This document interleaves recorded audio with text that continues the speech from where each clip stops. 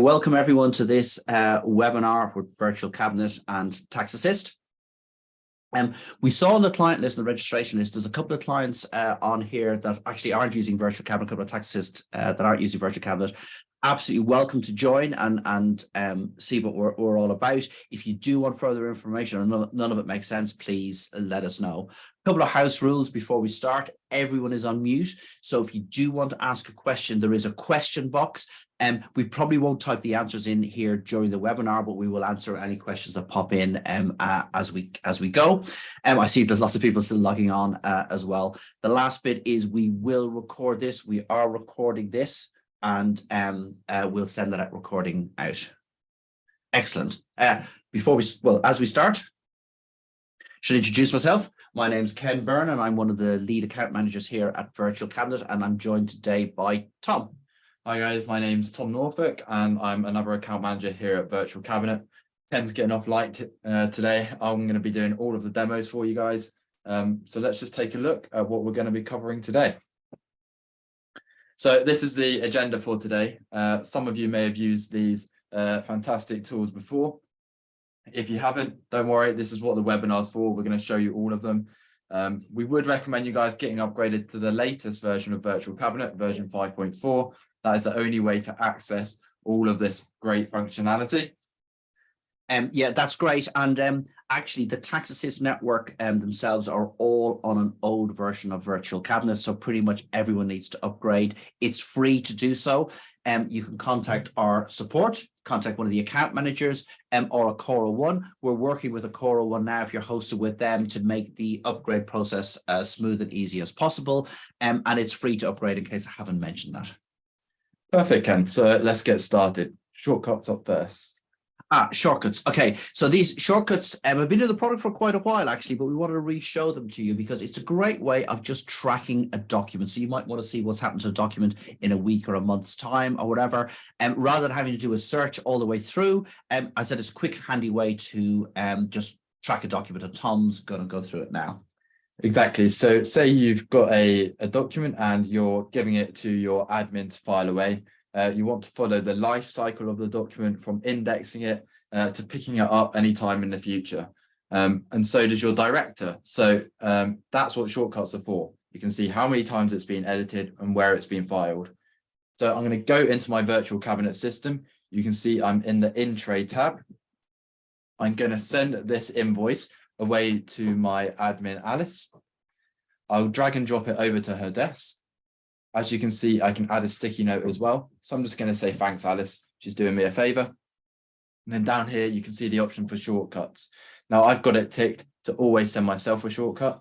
Another great thing about this is that you can also send the shortcut to others. So like my accounts team, to eliminate those sort of awkward moments when you're sorry about that, when you're asking, where has the invoice gone? Has Tom filed it away? Has Alice filed it away?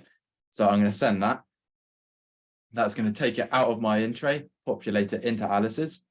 And at any time you want to see that shortcut, you can go into the shortcut tab on your in tray of Virtual Cabinet. You can see where that document is. You can see the location of it, how many times it's been edited, all nice and easy. So again, fantastic time saver to access those documents right from your in tray in VC. Okay, we're going to show you something else as well now, and something that we've identified and we know some of the TaxAssist network are using as well, is that not all of you are saving all documents in Virtual Cabinet. For instance, you might be collaborating on a document in SharePoint.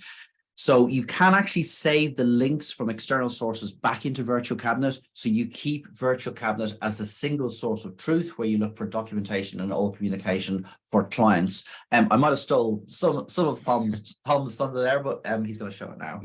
Exactly that. So let's say we're collaborating on a document in SharePoint.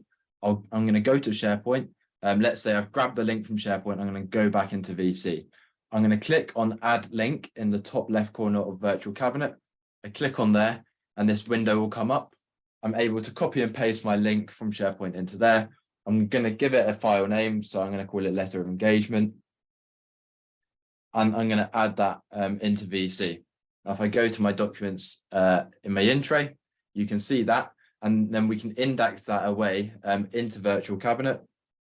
And then you can find it under your client name in the future as well.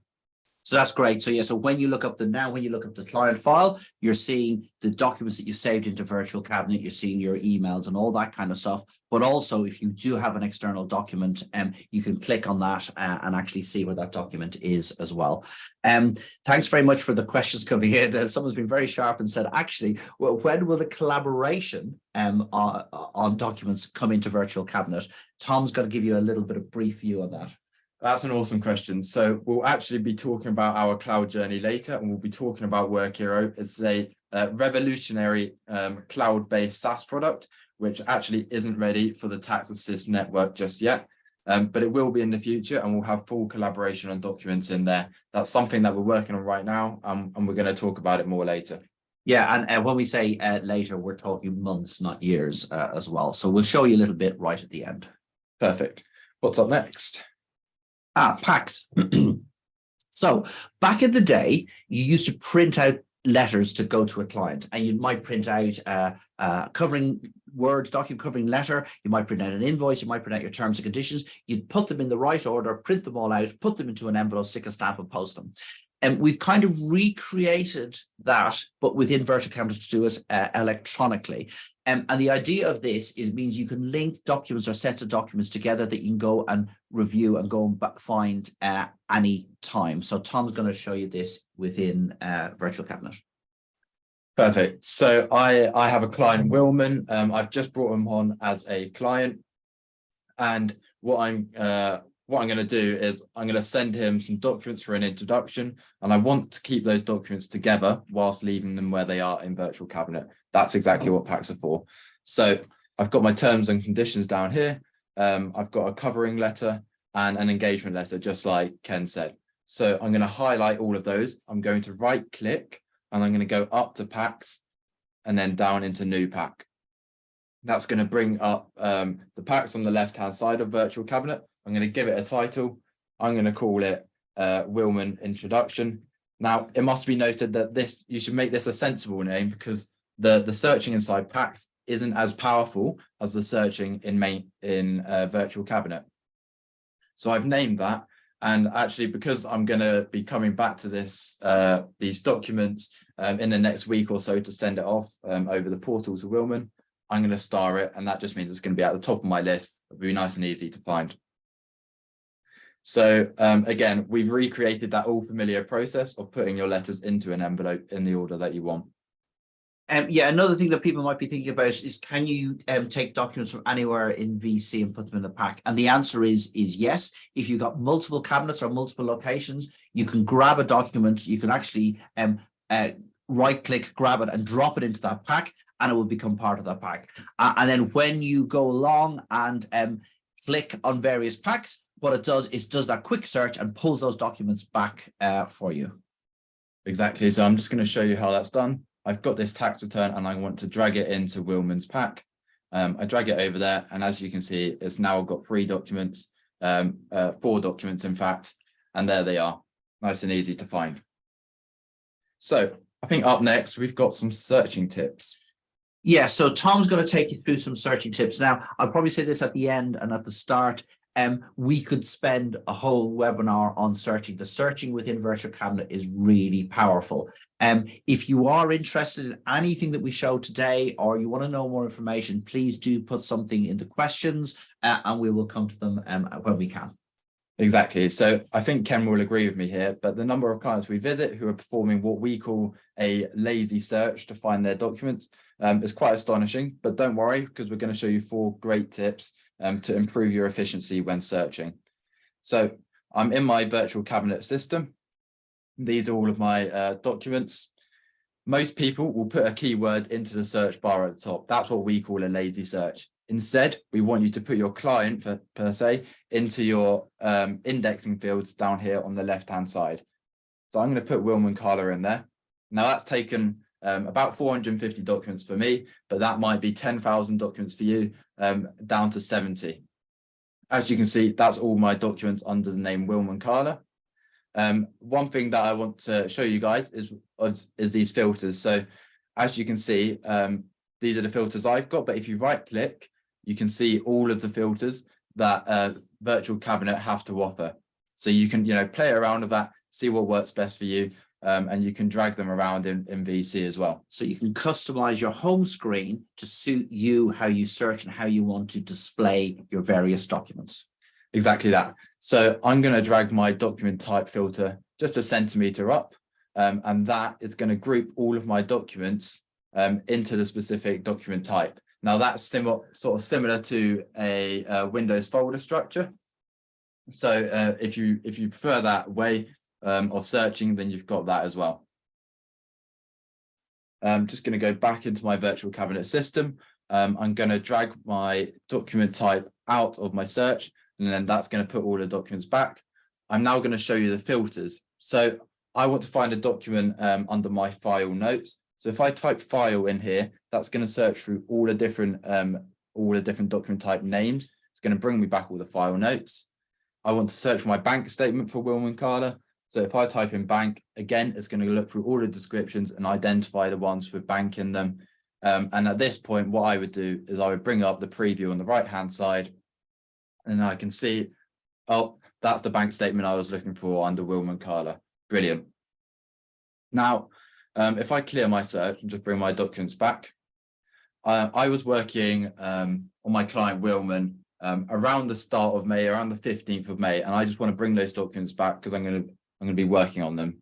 So if I put in my client Wilman here, what I can actually do is I can put in a date range as well. So I knew that I was working on them from the 15th of May.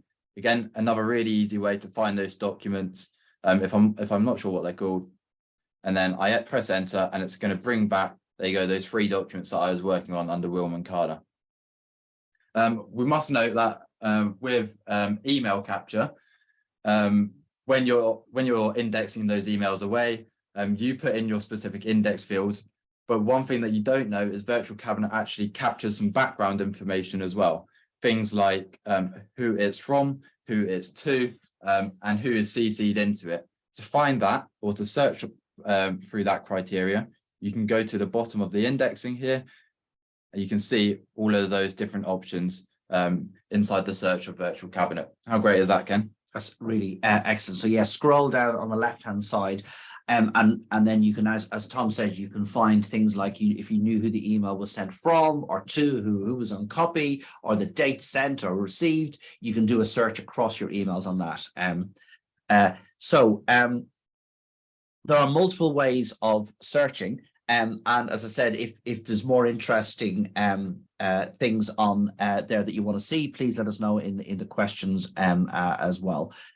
So the mantra we've always said is if you put a document in a virtual cabinet, you will never lose it again. If anyone says it's hard to find, or I find it difficult to find the documents, it's probably because I'm not aware of how all the different functionality on searching.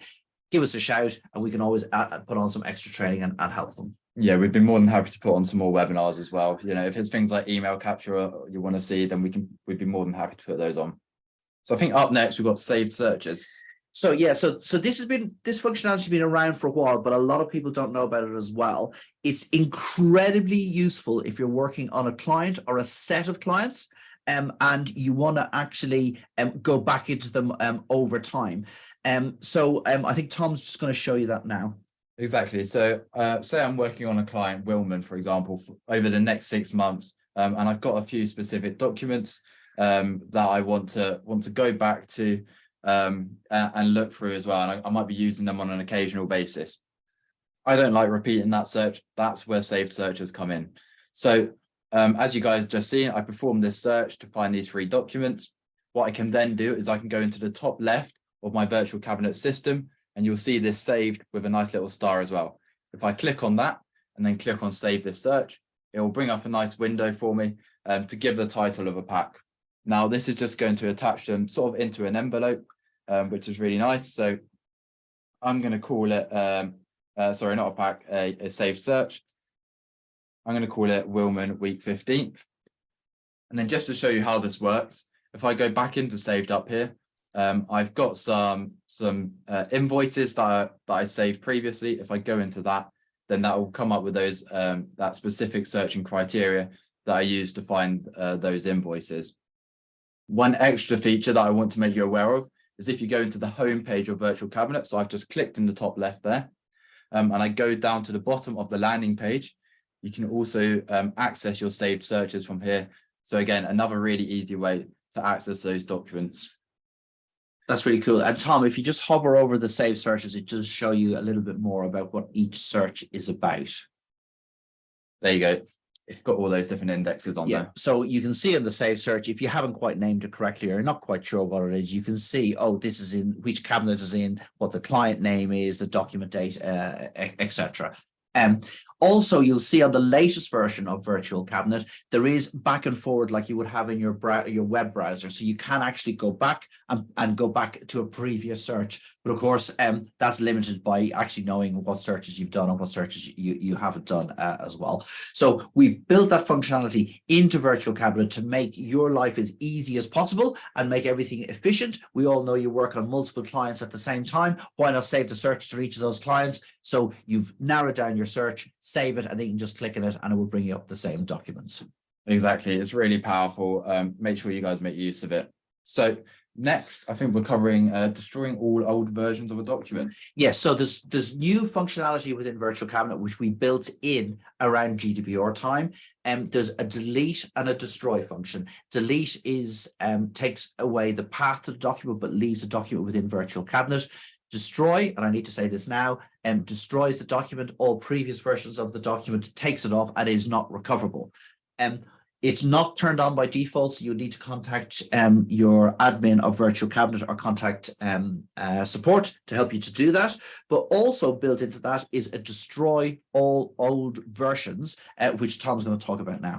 Exactly. So let's just to highlight the importance of destroying all old document versions. We all have that one crucial spreadsheet, like our accounts, that we're constantly editing and we're saving it. I've ended up with 23 versions of my accounts, but you might be on version 100 or 200 even. But here's the thing, all of those old versions are no longer needed. They're taking up space on your server, as Ken has just said. So when you're in your VC system and you're on that heavy document, you can go to the top of the ribbon and you can press on the delete button. That's going to give you a few more options. From there, you would destroy all old versions. And then just to prove that that has worked, you can right click on your document, go to the version history, and then destroy all of the old versions. And you can see all the old versions are destroyed. Yeah, exactly. So again, it's just a great way to save space on your server, make yourself more efficient, and also keep yourself compliant with GDPR policies. Another great tool to keep compliant with GDPR policies is document retention, which we're going to cover next. Is that next? Oh, cool. Document retention. Actually, I think I don't need to speak. Tom's going to cover most of this. Okay, so we brought document retention out when the rules for GDPR came to fruition as a fantastic tool for keeping compliant whilst maintaining a clean and efficient VC system. Now, there's two aspects of document retention. One is a policy we can use to automatically destroy documents over 7 years old or for ex-clients. But I must note that you don't have to go all the way up to that. You don't have to go that far if you're not comfortable doing that. We know that a lot of you have clients 20 years old, for say, and you want to keep a lot of those documents. That's not a problem. The other side of document retention is to allow you to structure your virtual cabinet to make it easier for people to use and more efficient. So for instance, we can set up a semi-archive cabinet, which moves all documents over 2 years old into another cabinet away from your main one. And then we can set up another policy to destroy all of the documents after they're 7 years old. So what this means is that when a person does a search and they don't follow any of our searching tips that we've just given, they just put in the client name, it will only bring back now and last year's documents rather than hitting your 5,000 or 10,000 document limit. That makes everything nice and neat. We can also put in an ex-client cabinet. So when a client is marked ex-client, the documents are automatically taken and moving out of your main cabinet. So it's really flexible. The different policies that we can set up, they're not included in your main search. We can automate all of that. Excellent. Yeah. So as Tom was alluding to, the document retention policy is incredibly flexible. We work with each client individually to set up what they want, but overall we have that functionality in place. Ex-clients is really popular, so people they disappear from your main search when they're ex-clients. And as Tom says, we can go all the way up to automatic destruction if that's what you want. Perfect. So I think up next we've got advanced security profiles. Really important. Okay, yes. So actually, when we were at the TaxAssist conference, we obviously chatted to a lot of the TaxAssist network, and we didn't realize actually, but there's quite a lot of people out there outsourcing some work generally to places abroad. And what we've seen is we have a fantastic solution in Virtual Cabinet, which we'll go on to in a second. But what we've seen, the way people are managing those documents is incredibly clunky and actually not particularly secure. So, okay, some clients are portal publishing the documents that they want their outsourcing subcontractors to work on.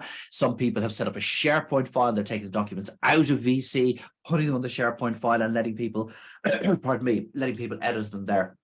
We have a much better solution, which allows you to keep the documents inside Virtual Cabinet, which maintains your version history, maintains your audit trail, so you can see exactly what's happening with that documents. And then you can allow your subcontractor into your Virtual Cabinet, but you absolutely restrict what they can see inside Virtual Cabinet. I think, Thomas, yeah. Yeah, exactly. So, it's going to be really hard to show a demo on this, but in essence, it allows you to give access to third-party external people to Virtual Cabinet, but completely restrict what they can see. So for instance, on the left-hand side here, you've got this is you at your desk. This is the search that you performed under the client Wilman. You can see all of those documents. But on the right-hand side, you can see this subcontractor that you brought in, external, third party, and they can log into Virtual Cabinet, but importantly, they can only see what you wish them to see. So, this can be set down to sort of client basis, or even actually down to a document by document basis. It's really, really revolutionary for the market. So if you're interested, just contact us and we'll cover the cost with you after the webinar. Yeah, so one of the questions that come in is how do they access Virtual Cabinet? They basically need a Virtual Cabinet license, and they'd log in. And with the advanced security profiles, as they log in, you would basically say to them, this client ID or this set client ID and this document types are all you're able to see. And then you can as an admin, you can turn that on and turn that off and give them further access. And we haven't got time to go into it here. And we should have said there is a cost to this and there is a cost to the document retention. And so please contact us and we can make you aware of those costs as well. Perfect. So we've had a couple of questions come in. How do we get in touch to set up document retention? So I think Ken's going to take this. Yeah. So first of all, you got to be on the latest version, and I can't remember when document retention policy came in. I think it was around 5.2. So if you're not on at least 5.2, but definitely on the latest version, you won't have access to it. You absolutely can build the document retention policies yourselves, but we would recommend that you use one of our consultants to actually assist you on that. It will not be turned on automatically. As I said, there is a cost to it.